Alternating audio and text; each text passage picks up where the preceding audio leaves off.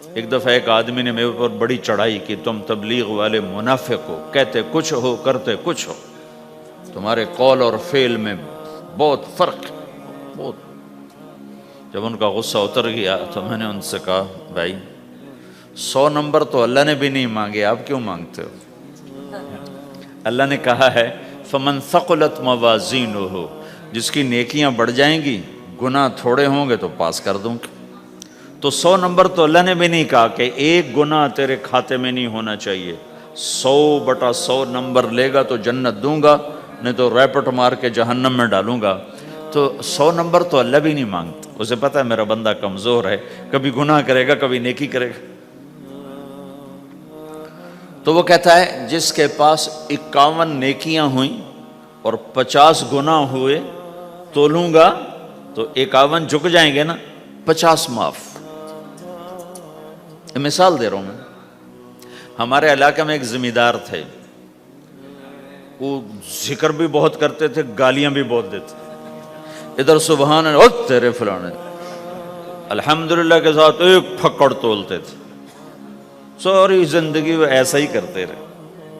جب وہ فوت ہو گئے تو کسی نے ان کو دیکھا تو انہوں نے پوچھا کہ میاں صاحب آپ کے ساتھ کیا ہوا، آپ تو گالیاں بہت دیتے تھے۔ خود ہی انہیں پوچھ رہے آپ تو گالیاں بہت دیتے تھے تو آپ کے ساتھ کیا ہوا؟ کہ اللہ تعالیٰ نے میرے ذکر اور میری گالیوں کو تولا تو میرا ذکر بڑھ گیا تو میری بخشش ہو گئی۔ اللہ نے بھی کاؤنٹنگ رکھی ہے، پرفیکشن مانگی ہی نہیں۔ اگر اللہ پرفیکشن مانگتا تو پھر آپ کہتے تم کرتے کچھ ہو کہتے کچھ ہو۔ اگر میں کہتا صحیح ہوں تو ایک نیکی تو کر رہا ہوں، اور کرتا نہیں ہوں تو ایک گناہ کر رہا ہوں، کیا پتا میرا رب میرے کہنے کے طفیل میرے نہ کرنے کو معاف کر دے۔ بس ایک صورت میں ہے کام خطرناک کہ اگر میں اس کہنے سننے کو اپنی دنیا بنانے کا ذریعہ بنا لوں پھر خطرناک ہے۔ أَتَأْمُرُونَ النَّاسَ بِالْبِرِّ وَتَنْسَوْنَ أَنفُسَكُمْ وَأَنْتُمْ تُتْلُونَ الْكِتَابَ، وہ یہ آیت ہے۔ لیکن اگر میرے اندر اخلاص ہے تو پھر میں انسان ہوں، کبھی اچھا کروں گا کبھی برا کروں گا، لیکن میرے ذمہ صدا لگانا ہے۔ تو بھائیو اس تبلیغ کے کام کو کرتے رہنا، اس سے ایمان بنتا ہے، ایمان سے دین وجود میں آتا ہے۔ دین کے 2 حصے ہیں، ایک عبادات ہے جس میں نماز سب سے اہم ہے، پھیری پہ ہو گھر پہ ہو نماز نہ چھوڑو۔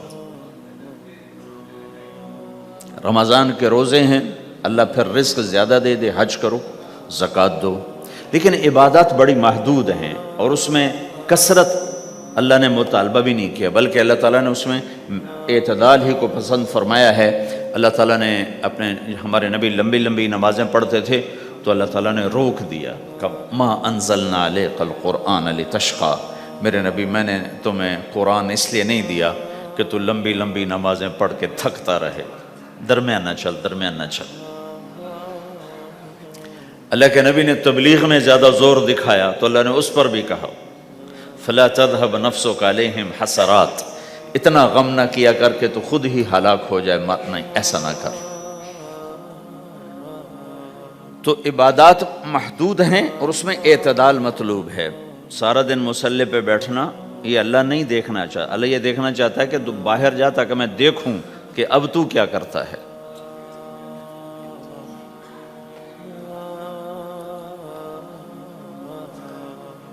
دوسرا حصہ اس کا اخلاقیات ہیں، آپس کی معاشرت ہے۔ دین جو اثر انداز ہوتا ہے وہ معاشرت سے اثر انداز ہوتا ہے، عبادت سے نہیں، عبادات سے نہیں۔ عبادت تو مسجد کے اندر ہے یا مصلی پر گھر کے اندر ہے، روزہ اندر کی چیز ہے، حج بیت اللہ میں ہے، زکوٰۃ مسلمان کو دی جاتی ہے۔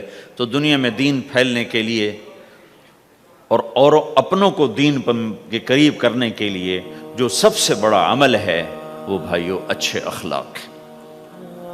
یہ دوسرا حصہ میں آج بیان کرنا چاہتا ہوں۔ اللہ کے نبی نے فرمایا ایو عرل اسلام اوثق، مجھے بتاؤ اسلام کا سب سے مضبوط عمل کیا ہے؟ تو صحابہ نے کہا الجہاد، یا رسول اللہ جہاد۔ اسلام کا سب سے مضبوط عمل کیا ہے؟ صحابہ نے کہا جہاد، تو آپ نے کہا وَحَسَنٌ وَمَا هُوَ بِهِ، ہاں جہاد بہت اچھا عمل ہے لیکن سب سے بڑا عمل نہیں ہے، سب سے مضبوط عمل نہیں ہے۔ انہوں نے کہا جی الصلاۃ، نماز، تو ہم نے کہا ہاں وَحَسَنَةٌ وَمَا هِيَ بِهَا، نماز بھی بہت اچھی چیز ہے لیکن وہ نہیں جو میں پوچھ رہا ہوں، سب سے اعلیٰ، سب سے اوپر، سب سے مضبوط نہیں۔ تو انہوں نے کہا جی الحج، حج، تو آپ نے کہا حج بھی بہت اچھا عمل ہے لیکن وہ نہیں جو میں نے پوچھا ہے۔ پھر صحابہ نے کہا جی روزہ، آپ کا روزہ بھی بہت اچھا ہے لیکن وہ نہیں جو میں نے پوچھا ہے۔ تو پھر صحابہ نے کہا یا رسول اللہ پھر آپ ہی بتائیں، ہمیں تو نہیں پتا۔ تو ہمارے نبی عبادات سے اوپر لا رہے ہیں، اپنے ساتھیوں کو عبادات پہ قائم کر دیا۔ ہر آدمی نمازی بن چکا ہے، ہر آدمی روزے دار بن چکا ہے، ہر آدمی مالدار زکوٰۃ دینے والا بن چکا ہے، اور ہر آدمی حج کا جذبہ پیدا کر چکا ہے۔ اب آپ ان کو اخلاق پہ لانا چاہتے ہیں، چونکہ اسلام کی تکمیل اخلاق سے ہے۔ اسلام کو تشبیہ دی گئی ہے گھر کے ساتھ، بنی الاسلام علی خمس، تو بنیا کا لفظ عمارت پر بولا جاتا ہے، تو اسلام کی بنیاد میں ہے کلمہ، نماز، روزہ، حج، زکوٰۃ۔ اگر اس مسجد کی بنیادیں بھر دی جائیں تو اس کو مسجد تو نہیں کہیں گے نا، ہاں جی بنیادیں ڈال دی ہیں، چھت ڈالنی ہے، جب چھت پڑے گی تو پھر یہ مسجد کہلائے گی۔ تو اسلام کی بنیاد قائم ہو چکی تھی، اب آپ چھت ڈالنا چاہتے تھے۔ چھت کیا ہے؟ وہ اچھے اخلاق ہیں، تو اب آپ ان کو اوپر لا رہے ہیں، اوپر لا رہے ہیں۔ تو آپ نے جب پوچھا تو انہوں نے وہی کہا جو انہوں نے ابھی سیکھا تھا، نماز، روزہ، جہاد، حج، لیکن آپ نے سب کی نفی کر دی، نہیں یہ بھی نہیں، یہ بھی نہیں، یہ بھی نہیں، یہ بھی نہیں۔ کہا اچھا یا رسول اللہ آپ بتائیں، تو آپ نے فرمایا ان اوثق عر الاسلام الحب للہ والبغض للہ، اسلام کا سب سے مضبوط عمل وہ آپس میں اللہ کے لیے محبت کرنا ہے۔ اسلام کا سب سے مضبوط عمل وہ آپس میں اللہ کے لیے محبت کرنا ہے۔ اسلام کا سب سے مضبوط عمل وہ محبت ہے، اللہ کے لیے بغض ہے، اللہ کے لیے محبت ہے، یہ اسلام کا سب سے مضبوط عمل ہے۔ تو بھائیو، یہ چھوٹا سا معاشرہ اسلامی بن جائے، اس کے لیے بنیاد میں نے پہلے بتا دی، اب چھت بتا رہا ہوں، وہ ہیں اچھے اخلاق۔ اللہ تعالیٰ نے جب ہمارے نبی نے نماز لمبی پڑھی تو اللہ نے کہا درمیانی پڑھو، میں نے ابھی بتایا۔ تبلیغ میں دکھ زیادہ جھیلا تو اللہ نے کہا درمیانہ چلو، لیکن جب اللہ کے نبی نے اخلاق بلند کیے، اخلاق، تو اس پر بھی اللہ تعالیٰ فرماتا میرے نبی ذرا اتنا نرم نہ ہو، تھوڑا سا سختی دکھا، آنکھیں دکھا، تھوڑا شوں شاں کر ہیں۔ تو میرے رب نے کیا کہا؟ واہ، میرے رب نے آپ کے اخلاق کی جیسی تعریف کی ہے، آپ کے کسی عمل کی ایسی تعریف نہیں کی۔ نماز کو کہا معتدل، اعتدال، دعوت کو کہا اعتدال، اور اخلاق کو کیا کہا؟